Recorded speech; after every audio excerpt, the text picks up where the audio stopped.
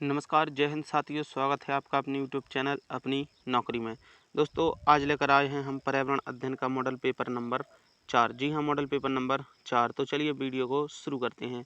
पिछले 3 model paper हम upload कर चुके हैं। अगर आपने नहीं देखे हैं तो चैनल पर डिस्क्रिप्शन में लिंक है, उस पर जाइए और सारे मॉडल पेपर को देख लीजिए। चलिए इस वीडियो को शुरू करते हैं। आज का जो हमारा पहला प्रश्न होने वाला है वो है, राष्ट्रीय बाल श्रम उन्मूलन प्राधिकरण की स्थापना कब की गई थी? 26 अगस्त 1996, 5 जून 1990, 22 जुलाई 2002 या 26 सितंबर 1994। आपको बताना है राष्ट्रीय बाल श्रम उन्मूलन प्राधिकरण की स्थापना कब हुई। जी हाँ, तो इसका राइट आंसर हो जाएगा ऑप्शन नंबर 4, 26 सितंबर 1994 को राष्ट्रीय बाल श्रम उन्मूलन प्राधिकरण की स्थापना की गई थी। अगले प्रश्न की ओर बढ़ेंगे।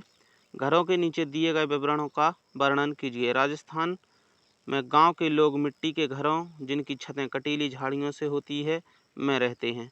मनाली के लोग हिमाचल प्रदेश में घर बांसों के खंभों पर बनाए जाते हैं, बांस के खंभों पर बनाए जाते हैं।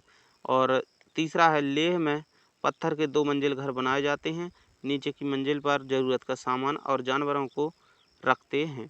तो आपको ये बताना है नीचे दिए गए जो विवरण हैं वो कौन कौन से आपके सही हैं। 1 और 2, 2 और 3, 1 और 3। आपको बताना है कौन कौन से जो विवरण है वो दिए गए हैं और वो सही हैं। जी हाँ, तो इसका राइट आंसर हो जाएगा ऑप्शन नंबर 3, 1 और 3। जो राजस्थान के गांव के लोग हैं जो मिट्टी के घर बनाते हैं और छत कटीली झाड़ियों से बनी होती है। और यहाँ पर लेह के जो लोग हैं वो घर बनाते हैं जो 2 मंजिल घर होते हैं और उन पे नीचे की मंजिल पे ज़रूरत का सामान रखते हैं। और मनाली में बांस के खंभों पे घर कहाँ बनाते हैं? असम के घरों की विशेषता है।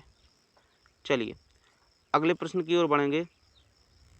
प्रसिद्ध मीनाकारी थेवा कला का संबंध किस स्थान से है? जो मीनाकारी थेवा कला है जो उसका संबंध किस स्थान से है? बीकानेर से, जयपुर से, बाड़मेर से या फिर प्रतापगढ़ से? चलिए बताइए जल्दी। जी हाँ, इसका राइट आंसर हो जाएगा जो प्रसिद्ध मीनाकारी थेवा कला है वो आपकी संबंधित है कहाँ से? प्रतापगढ़ से। कहाँ से संबंधित है? प्रतापगढ़ से। अगले प्रश्न की ओर बढ़ेंगे। प्रश्न क्रमांक 4, जयपुर में मेट्रो रेल कब से प्रारंभ हुई? 2010 में, 2013 में, 2015 में या 2018 में?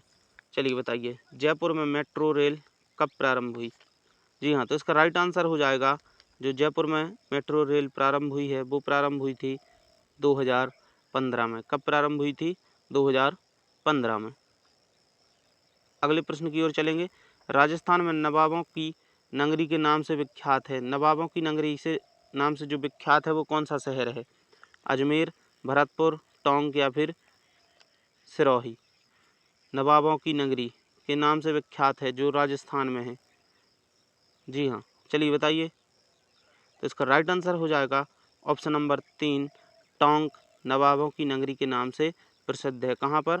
राजस्थान में। अगर उत्तर प्रदेश की भी बात की जाए तो वहाँ पर है लखनऊ। चलिए अगले प्रश्न की ओर बढ़ेंगे। ग्राम सभा के सदस्य होते हैं, जो ग्राम सभा के सदस्य हैं वो कौन होते हैं? ग्राम सभा के निवासी, मतदाता सूची में दर्ज सभी ग्रामवासी, राज्य सरकार द्वारा प्रदत्त सूची के अनुसार या सरपंच द्वारा मनोनीत सदस्य। ग्राम सभा के सदस्य कौन होते हैं? चलिए बताइए। जी हाँ, इसका राइट आंसर है जो ग्राम सभा के सदस्य होते हैं वो होते हैं मतदाता सूची में दर्ज सभी ग्राम के जो निवासी हैं वो किसके सदस्य होते हैं? ग्राम सभा के सदस्य होते हैं। ऑप्शन नंबर 2 इसका राइट आंसर हो जाएगा। अगले प्रश्न की ओर बढ़ेंगे। भारत की सर्वोच्च कानून निर्माण संस्था है। सर्वोच्च कानून निर्माण संस्था भारत की कौन है? राष्ट्रपति, न्यायपालिका, संसद या फिर प्रधानमंत्री? जी हाँ, तो इसका राइट आंसर हो जाएगा ऑप्शन नंबर 3। भारत की जो सर्वोच्च कानून निर्माण संस्था है वो कौन है? संसद है। कौन है? संसद है। अगले प्रश्न की ओर बढ़ेंगे। राजस्थान में कपिल मुनि का मेला कोलायत में कब भरता है? जो राजस्थान है वहाँ पर कपिल मुनि का जो मेला है कहाँ लगता है? कोलायत में। वो कब लगता है? चैत माह में, भादवा माह में, कार्तिक माह में या फिर फागुन माह में? चलिए बताइए कब लगता है? चैत में, भादों में, कार्तिक में या फिर फागुन में। जी हाँ, तो इसका राइट आंसर हो जाएगा जो राजस्थान में कपिल मुनि का जो कोलायत में मेला लगता है वो कब लगता है। इसका राइट आंसर हो जाएगा आपका कार्तिक की पूर्णिमा को। कब लगता है? कार्तिक की पूर्णिमा को। अगले प्रश्न की ओर चलेंगे। राजस्थान में घुड़ला त्योहार कब मनाया जाता है? राजस्थान में घुड़ला त्योहार कब मनाया जाता है? श्रावण शुक्ल अष्टमी को, श्रावण शुक्ल कृष्ण अष्टमी को, चैत्र कृष्ण अष्टमी को, भाद्रपद शुक्ल अष्टमी को। जी बताइए राजस्थान में घुड़ला त्योहार कब मनाया जाता है? तो इसका राइट आंसर हो जाएगा आपका, जी हाँ, चलिए जल्दी से बताइए क्या होगा। तो जो घुड़ला का जो त्योहार है वो मनाया जाता है उसका राइट आंसर हो जाएगा ऑप्शन नंबर 3 चैत्र कृष्ण की अष्टमी को। कब? चैत्र कृष्ण की अष्टमी को। अगले प्रश्न की ओर बढ़ेंगे। प्रश्न क्रमांक 10 हो जाएगा। यहाँ पर 130 है। 10 है, तिमनिया नामक आभूषण पहना जाता है। तिमनिया जो नामक एक आभूषण है राजस्थान का, वो कहाँ पर पहना जाता है? सिर पर, हाथों पर, गले में या फिर भुजाओं पर? तिमनिया नामक आभूषण पहना जाता है, कहाँ पर पहना जाता है? जी हाँ, तो इसका राइट आंसर हो जाएगा गले में। तिमनिया नामक जो आभूषण है वो कहाँ पहना जाता है? गले में पहना जाता है। अगला है प्रश्न, पर्यटन की दृष्टि से महल एवं फव्वारों के लिए प्रसिद्ध नगर है। पर्यटन की दृष्टि से जो महल एवं फव्वारों के लिए प्रसिद्ध नगर है वो कौन सा है? जयपुर, भरतपुर, डोंग या फिर अलवर? पर्यटन की जो दृष्टि से महल एवं फव्वारों के लिए प्रसिद्ध नगर है वो आपका हो जाएगा ऑप्शन नंबर 3 डोंग। क्या हो जाएगा? डोंग। Option number 3 Dong. पर्यटन की दृष्टि से महल एवं फव्वारे हैं वो हो जाएगा आपका डोंग। चलिए अगले प्रश्न की ओर बढ़ेंगे। निम्नलिखित में से मेवाड़ के किस शासक को शिशु अवस्था में पन्नाधाय ने अपने पुत्र का बलिदान देकर बचाया था? बहुत सुना होगा आपने ये पन्नाधाय का बलिदान। तो चलिए बताइए किसको बचाया था? तो मेवाड़ के किस शासक को शिशु अवस्था में यानी छोटे में पन्नाधाय ने अपने पुत्र का बलिदान देकर बचाया था? महाराणा प्रताप को, राणा कुंभा को, महाराणा उदय सिंह को? एक ऑप्शन आपका अभी और है जो छुपा हुआ है, लेकिन आंसर आपका इतने में ही मिल जाएगा। 3 ऑप्शन है आपके सामने, इन्हीं से आंसर मिल जाएगा आपको। चलिए बताइए क्या होगा आंसर। जी हाँ, तो जो पन्नाधाय ने जिसको बचपन में बचाया था वो थे महाराणा उदय सिंह। कौन थे? महाराणा उदय सिंह। Option number 3। चलिए बढ़ते हैं अगले प्रश्न की ओर। अगला प्रश्न आपका यहाँ पर हो जाएगा प्रश्न नंबर 133 और इस सीरीज का प्रश्न क्रमांक 13। अगला ये प्रश्न है, छीतर पैलेस नाम से प्रसिद्ध है। चंद्र महल पैलेस, विजय मंदिर पैलेस, सामूद महल या फिर उम्मेद भवन पैलेस? आपको बताना है छीतर पैलेस के नाम से प्रसिद्ध है। चलिए बताइए। जी हाँ, इसका राइट आंसर हो जाएगा छीतर पैलेस के नाम से जो प्रसिद्ध है वो है उम्मेद भवन पैलेस। कौन सा? उम्मेद भवन पैलेस छीतर पैलेस के नाम से प्रसिद्ध है। अगले प्रश्न की ओर चलेंगे। पशु पक्षियों को किस चित्रण शैली में विशेष स्थान मिला है? नाथद्वारा शैली, बूंदी शैली, किशनगढ़ शैली या फिर अलवर शैली? आपको बताना है पशु पक्षियों को किस चित्रण शैली में। चलिए बताइए। जी हाँ, इसका राइट आंसर हो जाएगा ऑप्शन नंबर 2 बूंदी शैली में पशु पक्षियों को चित्रण में विशेष स्थान मिला है। अगला प्रश्न है आपका, राजस्थान में ऊंट के बीमार होने पर किस देवता की पूजा की जाती है? जो ऊंट बीमार होते हैं अगर राजस्थान में तो किस देवता की पूजा की जाती है? चलिए बताइए। गोगा जी, तेजा जी, बापू जी या फिर केसरिया कुंवर? तो इसका राइट आंसर हो जाएगा आपका ऑप्शन नंबर 3 पापूजी। पाबूजी। राजस्थान में ऊंट बीमार होने पर जो देवता की पूजा की जाती है वो हैं आपके पाबूजी। कौन सा देवता? पाबूजी।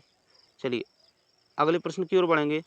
दूसरे यदि ठाड़ी में घणो ही घी दीखो, कोष्टक में लिखा हुआ है पराई थाली में घी घणो दीखे से तात्पर्य है। चलिए नीचे हिंदी अर्थ दिए गए हैं। दूसरे व्यक्ति का घर अत्यधिक सुंदर दिखाई देता है, अर्थात दूसरे व्यक्ति का घर सुंदर लगता है। ऑप्शन नंबर 2 दूसरे घर में अत्यधिक घी दिखाई देता है। ऑप्शन नंबर 3 दूसरे की थाली में घी अधिक दिखाई देता है, अर्थात दूसरे व्यक्ति का काम अधिक लाभप्रद दिखाई देता है, या उपरोक्त में से कोई नहीं। चलिए बताइए। जी हाँ, तो इसका राइट आंसर हो जाएगा ऑप्शन नंबर 3, दूसरे की थाली में अधिक घी दिखाई देता है, अर्थात दूसरे के काम को अधिक अपन को लाभप्रद लगता है दूसरे का काम। तो ऑप्शन नंबर 3 इसका राइट आंसर हो जाएगा कि दूसरे की थाली में अधिक घी दिखाई देता है या दूसरे का काम अधिक लाभप्रद लगता है। अगले प्रश्न की ओर बढ़ेंगे। ऊंचे पहाड़ क्षेत्रों में परिवहन हेतु उपयुक्त साधन हैं। ऊंचे पहाड़ और क्षेत्र हैं जो उनके लिए जो परिवहन का उपयुक्त साधन है वो कौन सा है? घोड़ा, खच्चर, बैल या फिर ऊंट। तो इसका राइट आंसर हो जाएगा ऑप्शन नंबर 2, ऊंचे पहाड़ों के परिवहन के लिए या पहाड़ी क्षेत्रों के परिवहन के लिए खच्चर प्रयुक्त साधन है। ऑप्शन नंबर 2 खच्चर। अगला प्रश्न है, पसीने का मुख्य उपयोग है शरीर का तापमान नियंत्रित करने में, शरीर में जल की मात्रा को संतुलित रखने में, शरीर में विष पदार्थ निकालने में, त्वचा के छिद्र से गंदगी दूर रखने में। पसीने का मुख्य उपयोग क्या है? चलिए बताइए। जी हाँ, तो इसका राइट आंसर हो जाएगा ऑप्शन नंबर 1, पसीना आपको कब आता है? जब आप थक जाते हैं या ज़्यादा मेहनत का काम कर लेते हैं, यानी आपके शरीर का जब तापमान बढ़ जाता है तो आपके शरीर को ठंडा रखने के लिए यानी तापमान नियंत्रण करने के लिए पसीने का जो कार्य है वो निकल के आपके शरीर को ठंडा बनाए रखता है। चलिए अगले प्रश्न की ओर बढ़ेंगे। किसको ऊर्जा का प्राथमिक स्रोत कहते हैं? वसा को, कार्बोहाइड्रेट को, प्रोटीन को या फिर विटामिन को? किसको ऊर्जा का प्राथमिक स्रोत कहते हैं? जी हाँ, तो इसका राइट आंसर हो जाएगा कार्बोहाइड्रेट को ऊर्जा का प्राथमिक स्रोत कहा जाता है। और आपको पता है सबसे अधिक जो ऊर्जा प्राप्त होती है वो कार्बोहाइड्रेट से ही हमारे शरीर को प्राप्त होती है। अगले प्रश्न की ओर बढ़ेंगे। रतौंधी रोग किसकी कमी से होता है? तो आपको अच्छे से पता है विटामिन ए की कमी से होता है रतौंधी। कौन से विटामिन की? विटामिन ए की कमी से। और विटामिन ए का रासायनिक नाम क्या है? रेटिनॉल। क्या है? रेटिनॉल। विटामिन ए का रासायनिक नाम है रेटिनॉल। और कमी से रोग कौन सा होता है? रतौंधी। और विटामिन बी की कमी से बेरीबेरी, विटामिन डी की कमी से रैकेट्स, और बच्चों में होता है रैकेट्स और बड़ों में ऑस्टियोमेलेसिया। और डी का रासायनिक नाम है कैल्सीफेरॉल, और बी का है थायमीन, और सी का है एस्कॉर्बिक एसिड रासायनिक नाम। और इसकी कमी से क्या होता है? स्कर्वी रोग होता है। चलिए अगले प्रश्न की ओर बढ़ेंगे। पर्यावरण शिक्षा से क्या आशय है? पेडागोजी का प्रश्न है। पर्यावरण संबंधी जानकारी देना, पर्यावरण के प्रभावों की जानकारी देना, पर्यावरण प्रदूषण प्रभाव एवं नियंत्रण की जानकारी देना, या उपरोक्त सभी। तो आपको बताना है पर्यावरण शिक्षा से क्या आशय है। तो इसका राइट आंसर हो जाएगा ऑप्शन नंबर, जी हाँ, ऑप्शन नंबर 4, उपरोक्त सभी। पर्यावरण संबंधी जानकारी देना, पर्यावरण के प्रभावों की जानकारी देना, पर्यावरण प्रदूषण प्रभाव एवं नियंत्रण की जानकारी देना। तो ये सभी इसके राइट आंसर हैं। अगले प्रश्न की ओर बढ़ेंगे। बच्चों को विभिन्न प्रकार के ईंधनों से परिचित कराने के लिए शिक्षक क्या करना चाहिए? शिक्षक को यहाँ पे थोड़ा सा जूम कम करते हैं। हाँ, कक्षा में कुछ ईंधनों के नमूने दिखाने चाहिए ईंधन से परिचित कराने के लिए। एक लघु फिल्म दिखाने के लिए साथ खाना पकाने के लिए इस्तेमाल होने वाले संभावित ईंधन के प्रकारों पर बच्चों के साथ चर्चा करनी चाहिए, या फिर चार्ट पर ईंधनों के चित्र प्रदर्शित करने चाहिए, या बच्चों से विभिन्न प्रकार के ईंधनों की सूची बनाने के लिए कह सकता है। तो कौन सा जो है ऑप्शन है वो शिक्षक के अनुसार सबसे अच्छा माना जा सकता है? चलिए बताइए। ईंधन से परिचित कराना है तो क्या कार्य किया जा सकता है सबसे अच्छे प्रभावी तरीके से बच्चों को सिखाने के लिए? जी हाँ, तो इसका राइट आंसर हो जाएगा एक लघु फिल्म दिखानी चाहिए, साथ में खाना पकाने के लिए इस्तेमाल होने वाले प्रेजेंट में जो ईंधन है वो बताने चाहिए, और जो संभावित हैं उनको बताने के साथ साथ ईंधन के कई प्रकारों की बच्चों के साथ क्या करनी चाहिए? चर्चा की जानी चाहिए, जिससे बच्चों में भविष्य के ईंधन के प्रति जागरूकता बढ़े। अगले प्रश्न की ओर चलेंगे। प्रश्न क्रमांक 143। पेडागोजी का क्या अर्थ है? विद्यालय में निर्धारित समय सारणी, विद्यार्थियों को पढ़ाने की कला और विज्ञान, विद्यार्थियों के निष्पादन को जांचने की विधि, कक्षा में शिक्षण का पर्यवेक्षण। पेडागोजी का क्या अर्थ है? चलिए बताइए। ऑप्शन आपके सामने है। जी हाँ, तो इसका राइट आंसर हो जाएगा जो पेडागोजी का अर्थ है वो है विद्यार्थियों को पढ़ाने की कला और विज्ञान। जी हाँ, ऑप्शन नंबर 2 विद्यार्थियों को पढ़ाने की कला और विज्ञान। अगले प्रश्न की ओर बढ़ेंगे। दृश्य श्रव्य शिक्षण सामग्री है ब्लैक बोर्ड, चलचित्र, टेप रिकॉर्डर या मॉडल्स। बड़ा ही आसान प्रश्न है, बिल्कुल टाइम नहीं लेंगे इसमें। जी हाँ, आपको पता है दृश्य और श्रव्य मतलब जो साधन हम देख सकते हैं और सुन सकते हैं। तो ब्लैक बोर्ड देख तो सकते हैं, सुन नहीं सकते, इसलिए ये गलत हो जाएगा। टेप रिकॉर्डर सुन सकते हैं, देख नहीं सकते। मॉडल्स को देख सकते हैं, वो सुन नहीं सकते। लेकिन चलचित्र जैसे टेलीविज़न, तो ये आपकी दृश्य श्रव्य सामग्री के अंतर्गत आती है। तो ऑप्शन नंबर 2 इसका राइट आंसर हो जाएगा। दृश्य श्रव्य सामग्री कौन है? चलचित्र। चलिए अगले प्रश्न की ओर बढ़ेंगे। सेमिनार के आयोजन के अंतर्गत विचार विमर्श किया जाता है, केवल प्रश्न पूछे जाते हैं, केवल व्याख्यान दिया जाता है, उपरोक्त में से कोई नहीं। क्या किया जाता है सेमिनार का आयोजन करके? जी हाँ, चलिए बताइए। तो सेमिनार का जो आयोजन किया जाता है उसके अंतर्गत क्या किया जाता है? विचार विमर्श किए जाते हैं। सेमिनार का आयोजन करके क्या किया जाता है? विचार विमर्श किए जाते हैं। तो इसका राइट आंसर हो जाएगा ऑप्शन नंबर 1 विचार विमर्श किया जाता है। अगले प्रश्न की ओर बढ़ेंगे। पर्यावरणीय प्रतियोगिता का मुख्य उद्देश्य नहीं है छात्रों को पर्यावरण विषय का विद्वान बनाना, पर्यावरण संबंधी समस्याओं के प्रति सचेत करना, पर्यावरण विषय के प्रति रुचि का विकास करना, प्रदूषण की रोकथाम संबंधी उपायों से परिचित कराना। कौन सा उद्देश्य नहीं है? यहाँ पे प्रश्न पे ध्यान रखना, क्या दिया गया है? नहीं है। तो इसका राइट आंसर हो जाएगा, देखिए पर्यावरणीय शिक्षा के उद्देश्य पहले कौन कौन से हैं? नंबर 1 प्रदूषण की रोकथाम से परिचित कराना चाहिए, पर्यावरण के प्रति रुचि और पर्यावरण संबंधी समस्याओं के प्रति सचेत करना चाहिए। ये तीनों उद्देश्य हैं। तो इसका राइट आंसर हो जाएगा ऑप्शन नंबर 1 ये उद्देश्य नहीं है कि पर्यावरण का विद्वान बनाया जाए। प्रश्न क्रमांक 27 है। प्रकृति संबंधी परिवर्तन, समस्याओं तथा जलवायु इत्यादि का अध्ययन हम किन विषयों में करते हैं? किसका किसका? प्रकृति की संबंधित जो समस्याएं हैं, जलवायु का अध्ययन पर्यावरण में, भूगोल पर्यावरण एवं विज्ञान में, भूगोल में या उपरोक्त में से किसी में भी नहीं। तो आपको बताना है किसके अंतर्गत इनका अपन अध्ययन करते हैं। तो इसका राइट आंसर हो जाएगा जो हम पर्यावरण संबंधी समस्याओं का अध्ययन करते हैं वो भूगोल में भी करते हैं, पर्यावरण में भी करते हैं और विज्ञान में भी करते हैं। तो ऑप्शन नंबर 2 इसका राइट आंसर हो जाएगा। अगले प्रश्न की ओर बढ़ेंगे। प्रश्न क्रमांक 28 पर्यावरण विषय विज्ञान की किन किन शाखाओं से संबंधित है? शाखाएं बतानी है, भौतिक विज्ञान, रसायन विज्ञान, जीव विज्ञान या फिर सभी से। तो इसका राइट आंसर हो जाएगा, आपको अच्छे से पता है कि जो पर्यावरण है वो सभी से संबंधित है। तो इसका राइट आंसर हो जाएगा ऑप्शन नंबर 4 क्योंकि ये भौतिक, रसायन और जीव विज्ञान तीनों से संबंधित है। अगले प्रश्न की ओर बढ़ेंगे।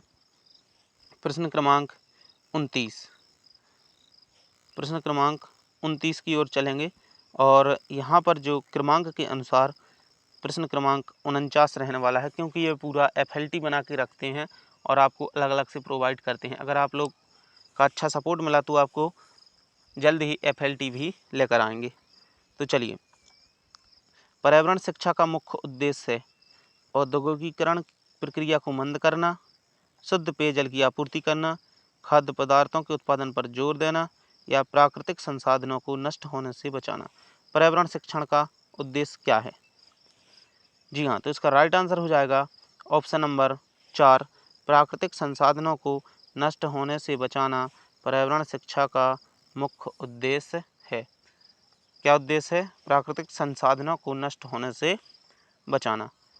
अगला प्रश्न है आपका, सूचना संप्रेषण तकनीकी के मुख्य कार्य कौन से हैं? सूचना संप्रेषण तकनीकी के मुख्य कार्य कौन से हैं? सूचना को संग्रहण करना, सूचना का संप्रेषण या हस्तांतरण करना, सूचना का पुनर्उत्पादन करना या उपरोक्त सभी। तो इसका राइट आंसर हो जाएगा जो सूचना संप्रेषण की तकनीक है उसका जो कार्य है वो सूचना को संग्रहण करना भी है, संप्रेषण करना भी है और उनको हस्तांतरण यानी भेजना भी है और सूचना को पुनरुत्पादन यानी फिर से बनाना भी है। तो इसका राइट आंसर हो जाएगा ऑप्शन नंबर 4। तो दोस्तों कमेंट करके ज़रूर बताइएगा, यहाँ पर आप 30 प्रश्न कराए हैं, 30 में से आपको कितने आपके सही हुए हैं। जी हाँ, कमेंट करके ज़रूर बताइएगा और अगर वीडियो पसंद आया हो तो वीडियो को लाइक करें और दोस्तों के साथ शेयर ज़रूर करें और चैनल को सब्सक्राइब आप कर ही लेते हैं। चलिए मिलते हैं अगले वीडियो में अगले मॉडल पेपर के साथ। जय हिंद, जय भारत।